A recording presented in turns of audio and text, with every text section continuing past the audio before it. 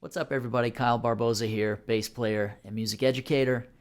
And today we are working on writing bass lines and, in specific, bridging the chords of the bass line together using different melodic approaches. So we're going to be working with a backing track that I've put together, both without the vocals so that we can explore a bunch of different options for bridging the chords. And then we're going to add the vocals later and see how things work out. So, taking you through the whole process here. The example that we're going to be working with is in the key of E flat major. So right away, I'm already kind of visualizing my options on the fretboard. And I guess we can just go through the chords now. The chords in the example are going to be F minor, right? Then we're going to go to an A flat chord, then a C minor chord, and then a B flat chord. Okay? So let's listen to the track now, and I'm going to just play the root notes to the chords just so you can start hearing the tonality. Here we go.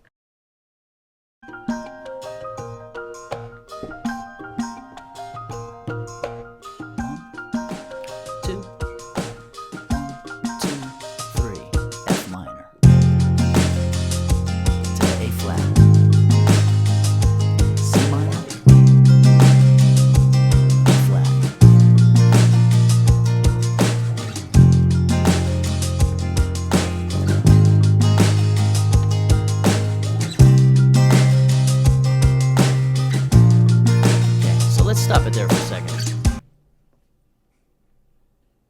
Just mute it. So, if we were to approach this bass line in kind of like a really basic way by using like let's just hear me go through these chords with just roots, fifths, and octaves, right? And let's stick to a rhythm kind of like this for this bass line for today. Right? So 1, 2, 3, roots, fifths, and octaves.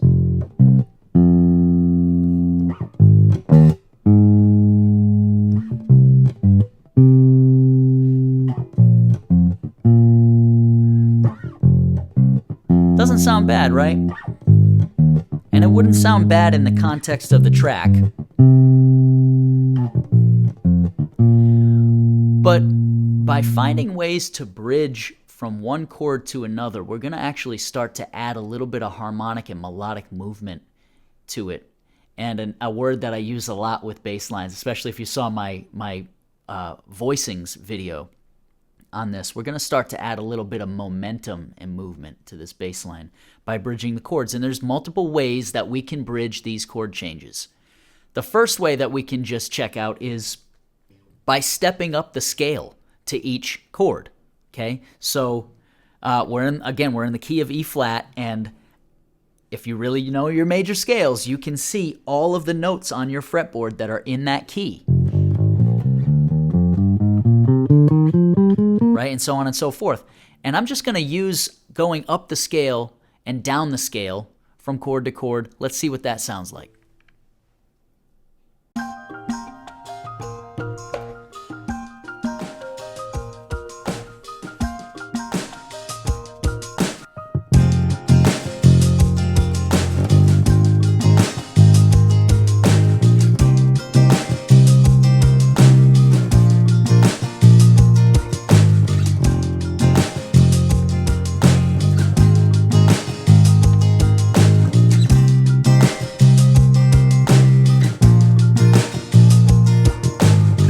Okay, already that sounds pretty good. Already that's given it a little bit of movement and momentum.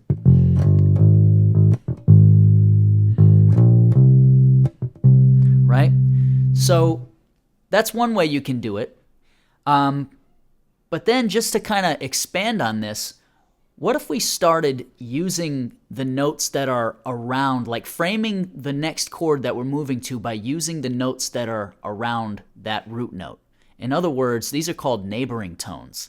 So, like when we go from the F chord to the A flat, we've got two neighboring tones to the A flat. We've got G underneath it and B flat above it, okay? And each of the chord changes has two neighboring tones. The C minor chord has a B flat underneath it and a D above it, right?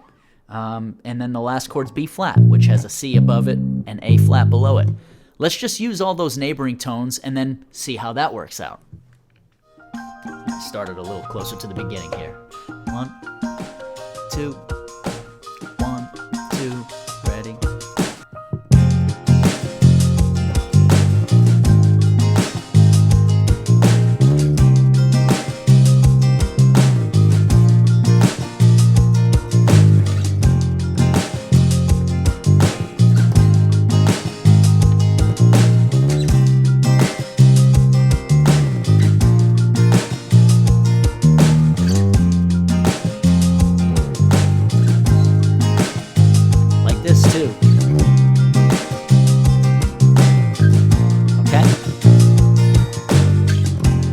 Gives you a different look at it. Yeah, that gives you just a different look. So already we have these two ideas that if we kind of combine the elements of it, we're going to start getting a really interesting bass line already.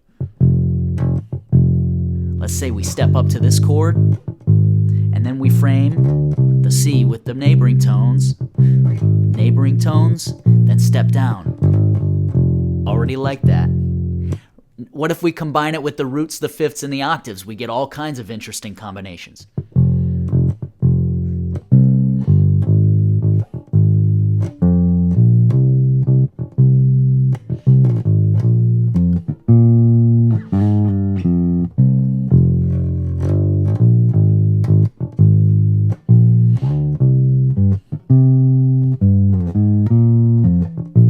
Right? So now we're starting to really get a lot of movement.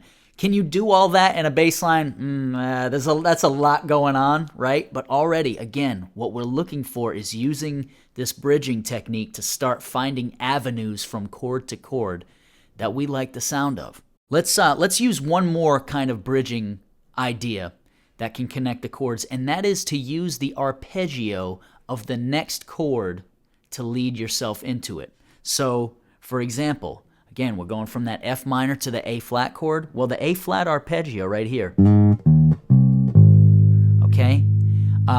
Using tones from that arpeggio to lead into the A flat. For example. Right? That was one way. Let's try another one. That's a little angular, maybe a little too much. That was really simple and it sounded really good. Why? Because the F and the A flat both share a C in their arpeggio, right? So using notes that both chords share can really sound great. There's the F arpeggio to lead into the F. Okay, so these are all, again, a bunch of different options using arpeggios, using stepping up the scale, and what was the other one? Using neighboring tones to frame each chord change to give you some movement and momentum into the chords rather than just going from chord, right? Chord. That can sound decent, but it's a little bit redundant, and it's to me it just doesn't have that same smoothness. Okay, now that we've kind of looked at all three overall techniques to bridge the chords, let's add the vocals.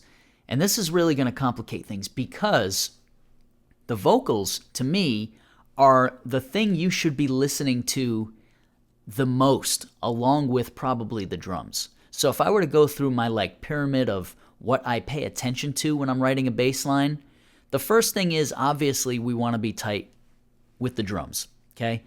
The bass drum, the snare, all of that.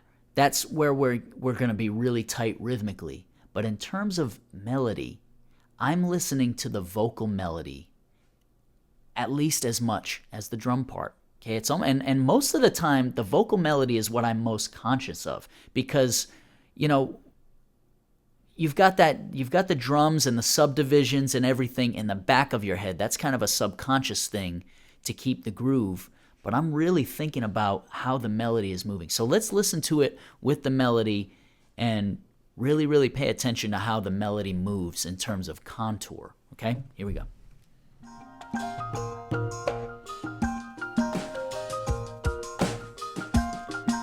Now where do I begin? The floor is proper sinking, the walls are cracking in. Is anybody sane? The elephant has been here, so why the sudden change? If we take it all too far, everybody wants some, everybody wants a reason just to shake it up too hard. Everybody wants one, everybody wants a reason to start. Interesting. All right, yeah, so one thing I noticed right away, obviously there's kind of two halves to this verse. There's a half that's a little more rhythmic, has a little more space, but the rhythms are a little like denser and more syncopated. The dee dee dee dee dee. Space, right?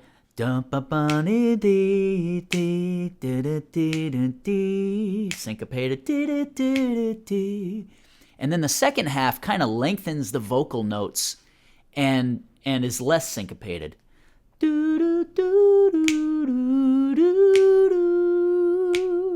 It goes up in register as well.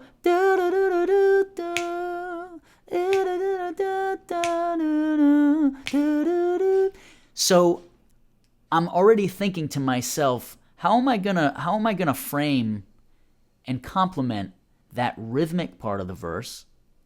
And then is there something I want to change in my bass line to frame that more elongated upper register part? All right? I'm just going to kind of play what comes to my head first, and then let's talk about it. All right?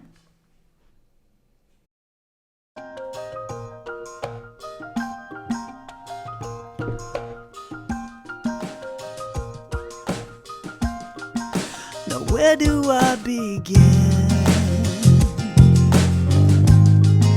The floor is proper sinking, the walls are cracking in.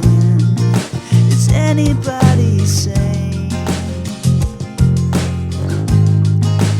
The elephant has been here, so why the sudden change? If we take it all too far, everybody wants some, everybody wants a reason just to shake it up too hard. Everybody wants one, everybody wants a reason to start. Okay, cool. So there's a lot of options here, but right away I'm learning that in order to frame the vocals, I have to stay rhythmically simple on this one. I mean, have to. I don't know if that's really the thing. My instinct tells me that I have to be rhythmically simple. So I'm going to kind of stick to these long notes.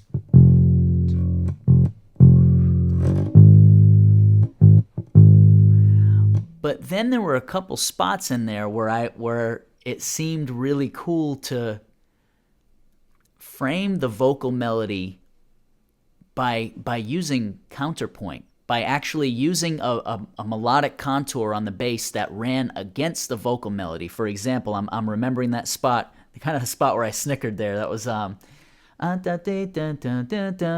everybody wants that that vocal melody that went down the scale, using an arpeggio on the bass that went up the arpeggio against that.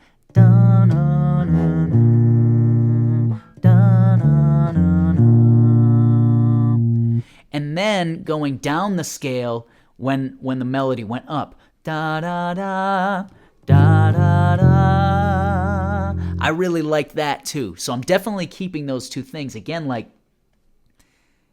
once that vocal melody comes into the cut, now your job is to, you don't have as many avenues as you had before, but when we're thinking about all of these opportunities, all of these options in terms of how we're bridging the chords, we start to get some interesting things. Let's play through it one more time and see if I can kind of clean up some of the things I didn't like, especially rhythmically, and use those two little things that I talked about and see how that works.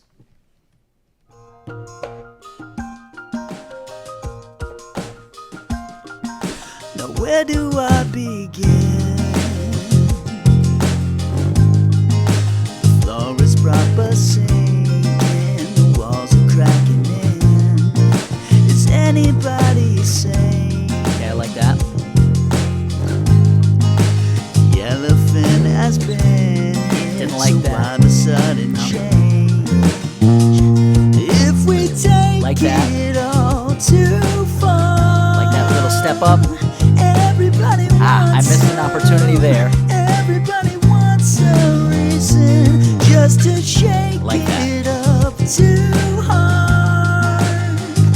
Everybody wants one. Everybody wants a reason to start. Okay, so not bad. Not bad. I'm not totally satisfied with the way I bridged the chords yet. I think there was a little missed opportunity. Da da da